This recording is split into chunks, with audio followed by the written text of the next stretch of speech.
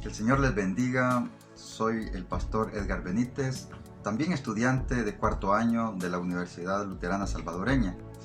En esta oportunidad quiero hablarles del pecado de la avaricia. Para eso voy a ocupar como base una lectura que se encuentra en el Evangelio según San Lucas, capítulo 12, versículo 15, en donde Jesús hablando dijo: «Tengan cuidado», advirtió a la gente, «absténganse de toda avaricia. La vida de una persona no depende de la abundancia de sus bienes». A la luz de este versículo, vamos a ver que la vida del hombre no consiste de los bienes que posee. Es decir, no consiste en la abundancia de los bienes que posee. En primer lugar, vamos a ver que sería un error considerar que la Biblia y las riquezas no son compatibles. Es decir, la enseñanza de las Escrituras no está divorciada en el sentido estricto de que para ser un genuino discípulo de Jesús se tenga que renunciar por completo a las posesiones y vivir en la completa pobreza. La Escritura registra que el patriarca Abraham era una persona muy rica. Sus posesiones materiales, traducidas en el contexto contemporáneo, llevaría a considerarlo como un multimillonario de este tiempo. Cuando el eterno Dios se le revela, Abraham ya era una persona rica. No obstante, esa condición no impidió que él tuviera una genuina fe en el Padre, y a la vez jamás el Padre le pidió a Abraham que abandonara su fortuna para seguir los pasos de la fe. De igual manera, se puede traer a colación otros referentes, ¿verdad? Hombres de Dios que fueron muy ricos y a la vez también fueron siervos del Dios Altísimo, y sin que lo uno se antepusiera a lo otro. Para el caso, podemos ver a Jacob, ¿verdad?, que posteriormente fue llamado Israel. También la Biblia habla de José, ¿verdad?, que fue muy próspero y rico cuando vivió en Egipto. Y también, ¿verdad?, pudiéramos hablar de el rey Salomón, que la Biblia misma dice que fue un hombre muy rico y que Dios lo enriqueció sobremanera. Así también se pueden mencionar otros ejemplos ya en el Nuevo Testamento, como es el caso, ¿verdad?, de los relatos del Evangelio, que se hace referencia a un hombre llamado José de Arimatea en Mateo 27:57. Dice la Biblia que era muy rico y también era seguidor de Jesús. También podemos hablar de una mujer que se encuentra en el libro de los Hechos, capítulo 16, verso 14, ¿verdad?, llamada Lidia, una vendedora de púrpura, un negocio muy lucrativo de la época de los Hechos, por mencionar algunos ejemplos. Todo ello nos permite pensar que se puede tener una genuina relación con Dios y a la vez procurar la prosperidad material sin anteponer esta última como el fin principal de la vida, puesto que en ese contexto, cuando esa intención se convierte ¿verdad?, en un pecado para la vida de las personas. La avaricia. ¿Qué es la avaricia? Bueno, la avaricia es un desorden desmedido de deseo por poseer bienes, ¿verdad?, riquezas y posesiones, de tal manera que dicho impulso pecaminoso puede arrastrar a las personas a actuar de manera inmoral, debido a que no tienen contentamiento con lo que ya poseen, aunque sea mucho, y esto le permita tener un estilo de vida cómodo. Bien, como primer punto ya de lo que es el tema, vamos a ver Dios y el dinero. Según algunas interpretaciones de la Escritura, en ocasiones se ha dicho que el dinero es la raíz de todos los males. No obstante, lo que la Escritura señala en 1 Timoteo 6:10, porque raíz de todos los males es el amor al dinero, el cual codiciando algunos se extraviaron de la fe y fueron traspasados de muchos dolores. Tal como puede notarse, el dinero conlleva una gran utilidad. Es utilizado para intercambiarlo por bienes y servicios que proporcionan la armonía de la vida humana. Por medio del dinero se adquiere alimentos, vestuario, educación y salud, entre otros. El dinero permite incluso que se pueda invertir en el establecimiento del reino de Dios. No es que sin él el reino no pueda implantarse, pero este es utilizado para la adecuación de los lugares, para las celebraciones, ¿verdad? De las liturgias, inversión en programas sociales, la adquisición de herramientas tecnológicas para seguir la proclamación de la palabra de Dios. El dinero permite adquirir bienes que permiten el bienestar de la familia.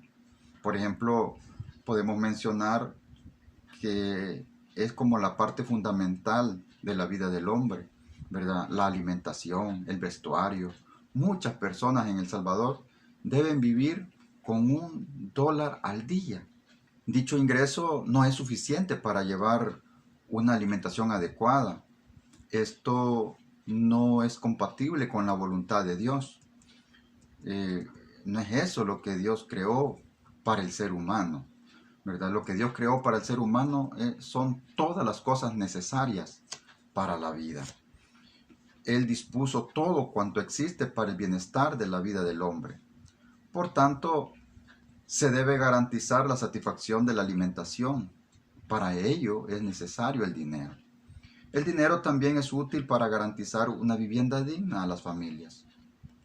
Muchas personas en El Salvador no pueden acceder a una vivienda que reúna las condiciones mínimas, que tenga los servicios básicos como agua potable, electricidad, ¿verdad? Y aguas negras, todo eso. Se ven en la obligación de vivir al lado de ríos y quebradas u otras zonas vulnerables que ponen en peligro sus vidas, sus familias. Durante el ministerio de Jesús, el relato del Evangelio señala que dentro del grupo de seguidores de Jesús existía un discípulo que fungía como tesorero. Él estaba encargado de las finanzas. Entonces ya había como una organización, ¿verdad?, dentro del grupo de Jesús que cuidaban las finanzas para ayudar a los demás. Ahora bien, como segundo punto vamos a ver el deseo desmedido de adquirir posesiones y riquezas. En la lectura de San Lucas 12:15, Jesús comienza con una clara advertencia: abstenerse de toda avaricia. La advertencia surge posteriormente a que alguien de entre la multitud le pidiera ayuda para que uno de sus hermanos compartiera la herencia. Queda claro que las intenciones de esta persona al acercarse a Jesús no era para conocerle y tener una relación sincera con él, era para buscar ayuda puramente material. De esa intervención surge la parábola que contó a partir del versículo 16. El relato trata de un hombre que, siendo rico, su terreno produjo mucho más, convirtiéndolo en una persona más rica de lo que era. Al ver la abundancia de bienes, se puso a pensar en qué hacer al respecto. Entonces, de esa manera, el rico siempre se sentirá satisfecho si tiene más que otro. Y es una constante competencia con los otros. Ocurre lo mismo cuando una persona tiene un deseo desmedido por poseer cosas o riquezas. Es así como llega a sentir avaricia y por ende incurrir en ese pensamiento pecaminoso. ¿Qué ocurre con la avaricia en la vida del hombre? Esta tiene muchas consecuencias y otras actitudes pecaminosas. Además de relacionarse con comportamientos inmorales, es causa de guerras, de corrupción, traiciones y delitos, estafas, robos, asesinatos y mentiras. El codicioso casi siempre se beneficia a costa del resto de la población.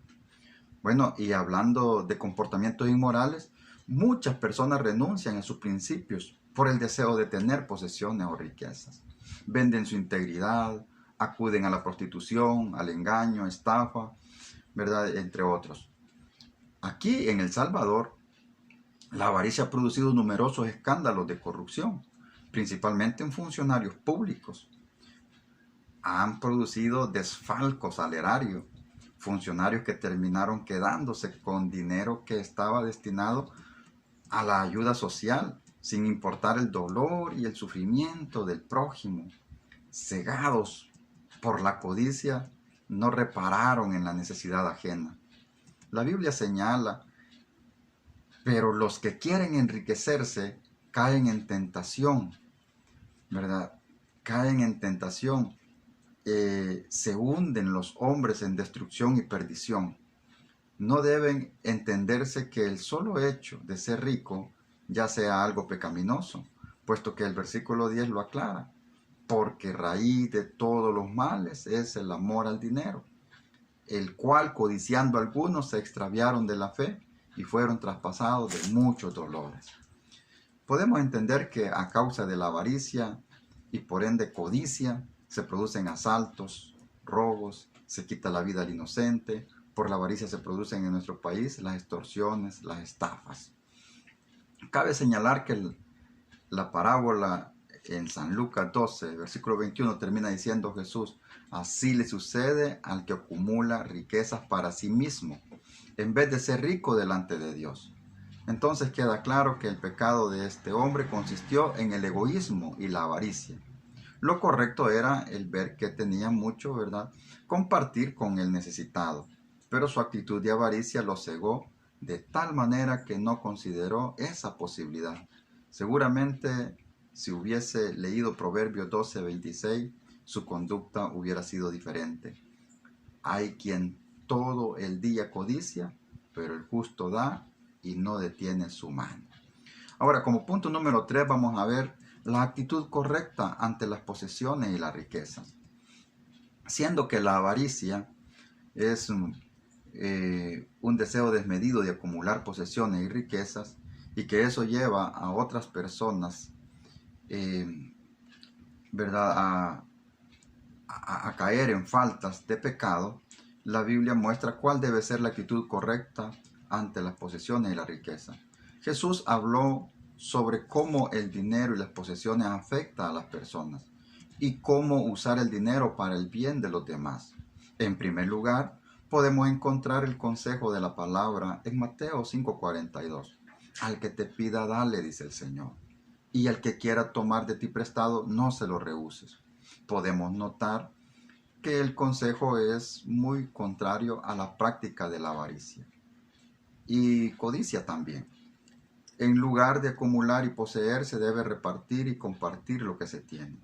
Otro aspecto importante que nos puede librar de la avaricia es el contentamiento. En San Lucas 3:14 dice la palabra del Señor. También le preguntaron unos soldados diciendo: ¿y nosotros qué haremos? Les dijo: no hagáis extorsión a nadie, ni calumniéis, y contentaos con vuestro salario. Se puede notar que la extorsión era una práctica común dentro de los soldados romanos. Seguramente Jesús conocía muy bien ese hecho. Esa práctica provenía de una falta de contentamiento de lo que se tenía, y esa falta de contentamiento era el resultado de esa práctica pecaminosa. No os hagáis tesoros en la tierra, dice la bendita palabra de Dios.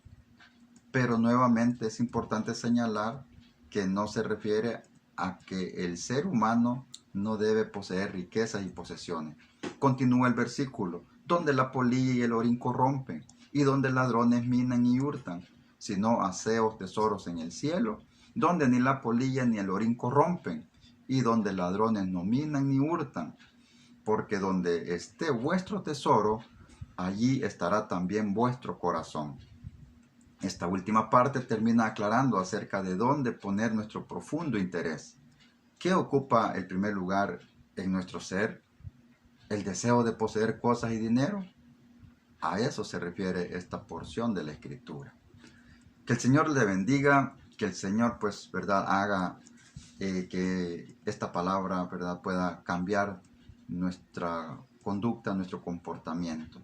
El salmista David decía en el Salmo 119:36, inclina mi corazón a tus testimonios y no a la avaricia. Esa es la súplica del salmista, que esa sea la súplica de su corazón. Que el Señor le bendiga y tenga un excelente día.